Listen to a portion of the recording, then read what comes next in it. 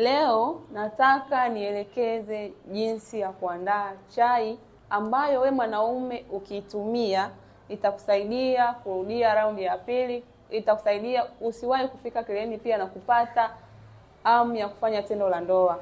Product ya kwanza, unatakiwa uwe na mchaichai, uwe na tangawizi, uwe na karafuu, uwe na iliki, uwe na limao, uwe na asali. Kwanza, ukiamka asubuhi, chukua sufuria lako, chukua hizo product, weka maji kwenye sufuria, kama unaweka jikoni, weka, chemsha, weka zile product, ila isipokuwa usiweke limao na asali kwanza.